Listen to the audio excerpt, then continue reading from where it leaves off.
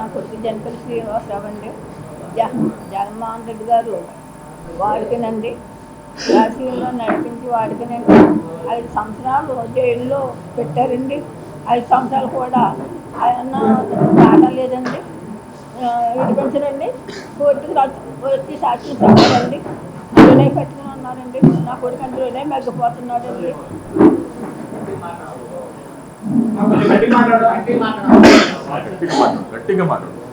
నా కొడుకు 5 సంవత్సరాలు అయిందండి, జైల్లోనే ఉన్నారు, జైల్లో పెట్టించారండి.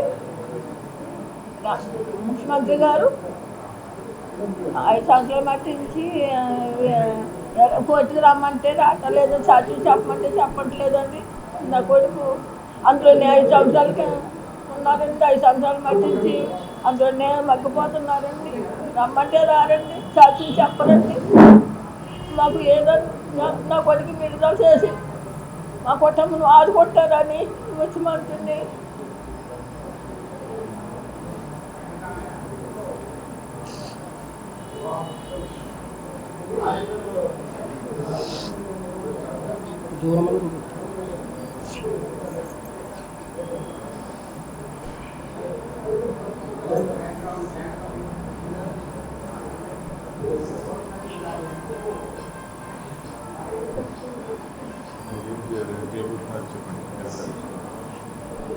నా కొడుకు జైల్లో పడి ఫోన్ చేశారండి. అమ్మ నేను ఎక్కడ దీక్ష చేస్తున్నాను, అందుకే నువ్వు వెళ్ళి విజయవాడలో దీక్ష చేయండమ్మా అని చెప్పారండి. నాకు శ్రీనివాసరావు చేస్తామండి అని వచ్చేది చెప్తున్నాక మేము ఎల్లమండి ఇక్కడే ఉంటామండి, ఇక్కడే చేస్తామండి. నా సోదరుడు జనపల్లి శ్రీనివాసరావు అలియాస్ కోడికత్తి కేవలం జగన్మోహన్ రెడ్డి గారు ఎలక్షన్లో లబ్ధి పొంది నా సోదరుడైన నా తమ్ముడు కోడికత్తి కేసు అని పెట్టి లబ్ధి పొంది ముఖ్యమంత్రి అయ్యారైనా 5 సంవత్సరాల నుంచి నా సోదరుడైన శ్రీనివాసరావుని జైలు నుంచి విడుదల కావట్లేదు. ఈయన కోర్టుకి వెళ్ళరు, సాక్ష్యం చెప్పరు. ఒకవేళ మా లాయర్ గారు ఎంత కృషి చేసినా కోర్టులు కూడా మరాయించి జడ్జిలు కూడా న్యాయం జరపాల్సిన జడ్జిలు కూడా చేయట్లేదు. కేవలం ఏంటంటే ఒక దళితుడు అనే వివక్ష కూడా మన రాష్ట్రంలో న్యాయస్థానాలు కూడా చూపించున్నాయి. ఎలాగని కేవలం మాకు న్యాయం జరగాలి, జగన్మోహన్ రెడ్డి గారు వచ్చి కోర్టుకు వచ్చి సాక్ష్యమైనా చెప్పాలి, లేకపోతే ఎన్ఓసి అయినా ఇచ్చి నా సోదరుడైన శ్రీనివాసరావుని విడిపించాలి, మా కుటుంబాన్ని ఆదుకోవాలి. లేని ఎడల మేము రేపటి నుంచి మేము కార్యాచరణ ఏం పెట్టుకున్నానంటే, రేపు ఉదయాన్నే దుర్గామాత టెంపుల్కి వెళ్ళి ఆవిడని దర్శనం చేసుకుని వచ్చి విజయవాడలోనే మేము అమర నిరాహార దీక్ష చేస్తాం. మేము పచ్చి మంచినీళ్ళు కొట్టాం, మా ప్రాణాలను అర్పించి మాకు న్యాయం జరిగే వరకు కూడా విజయవాడలో నిరాహార దీక్ష చేస్తామని నేను చెప్తున్నాను. అలాగే అన్ని విధాలా కూడా మా లాయర్ అయిన సలీం గారు మమ్మల్ని ఆదుకున్నందుకు మేము ఎన్ని జన్మలు ఎత్తినా ఈ జన్మకు ఆయన రుణం మేము తీర్చుకోలేము. ఇప్పటి నుంచి కూడా ఆయన మాకు అందుబాటులో ఉంటారు, మాతో పాటు మాకు సాయం చేస్తారా. కేవలం నా తమ్ముడికి జైల్లో ఏ విధమైన హాని కలిగినా దానికి కారణం జగన్మోహన్ రెడ్డి గారే అవుతారు. మేము మాకు మైనార్టీ సంఘాలు, దళిత సంఘాలు, ప్రజా సంఘాలు కూడా మాకు మద్దతు ఇస్తాయి, మా వెంటనే ఉంటాయి. ఆ బలం మాకుంది. మేము న్యాయం జరిగే వరకు కూడా విజయవాడ వదిలిపెట్టి వెళ్ళము. మేము ప్రాణాలను అర్పిస్తాం, పచ్చి మంచినీళ్ళు ముట్టాం. ఎక్కడన్నది రేపు దుర్గామాత టెంపుల్కి వెళ్ళి దర్శనం చేసుకుని వచ్చి ఎక్కడ అన్నది కార్యాచరణ అప్పుడు చెప్తాం. అనుమతులు కోరటానికి పోలీసు వారు ఇంటికాడ ఉంటేనే ఇల్లు గడప దాటకుండా అరెస్ట్ చేసేస్తున్నారు సార్. పోలీసు వారికి తెలియదా న్యాయస్థానాలు ఏం చేస్తున్నాయో తెలియట్లేదా? జడ్జిలు కూడా ఆలోచన మనసు పెట్టి, అయ్యో ఒక దళిత పేద కుటుంబం బజార్ని పడిపోయింది, వాళ్ళ తల్లి అలోమని ఏడుస్తుంది, ఆ ఉసురు మనకు కూడా తెలుస్తుందని గ్రహించారు కదా ప్రతి ఒక్కరు. ముఖ్యమంత్రి గారు ఏమైనా ఎవరైనా చూస్తున్నారు కదా కాళ్ళతో, గ్రహించి న్యాయం చేయాలి కదా, ఆదుకోవాలి కదా.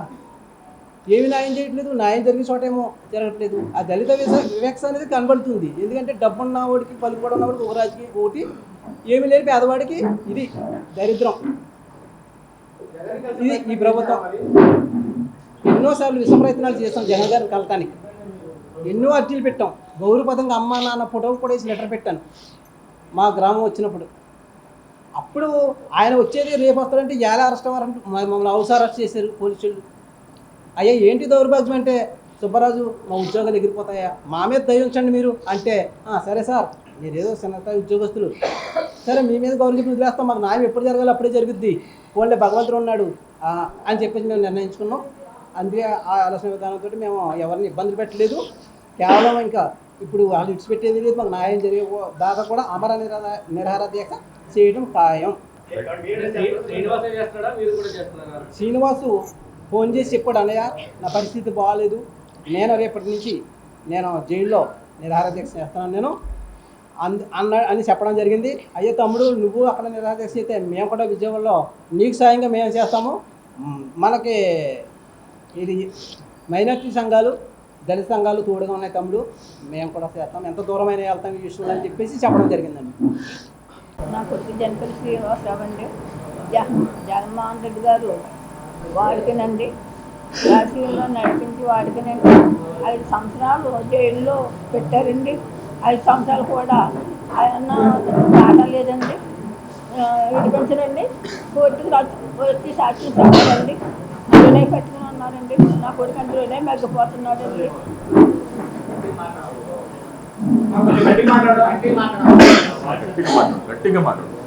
నా కొడుకు 5 సంవత్సరాలు అయిందండి, జైల్లోనే ఉన్నారండి, జైల్లో పెట్టించారండి.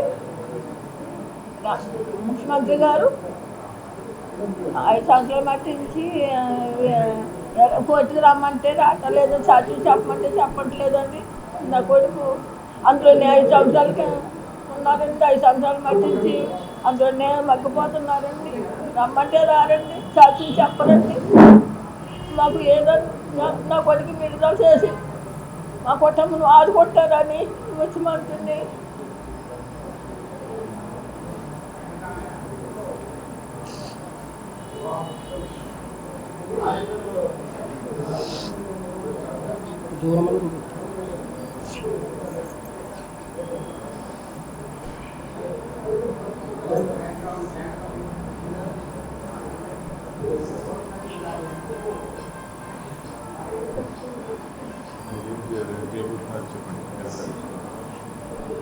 నా కొడుకు జైల్లో పడి ఫోన్ చేశాడండి, అమ్మ నేను ఎక్కడ దీక్ష చేస్తున్నాను, అందుకే నువ్వు వెళ్ళి విజయవాడలో దీక్ష చేయండమ్మా అని చెప్పానండి. నాకు శ్రీనివాసులు చేస్తామండి అని వచ్చేది చెప్పుకున్నాక మేము వెళ్ళమండి ఇక్కడే ఉంటామండి, ఇక్కడే చేస్తామండి.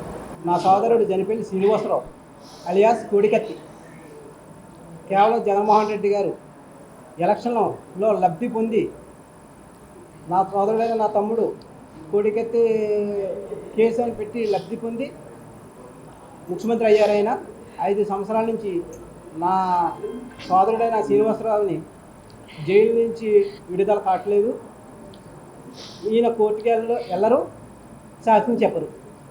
ఒకవేళ మా లాయర్ గారు ఎంత కృషి చేసినా కోర్టులు కూడా మరాయించి జడ్జిలు కూడా న్యాయం జరపాల్సిన జడ్జిలు కూడా చేయట్లేదు. కేవలం ఏంటంటే ఒక దళితుడు అనే వివక్ష కూడా మన రాష్ట్రంలో న్యాయస్థానాలు కూడా చూపించున్నాయి ఎలాగని.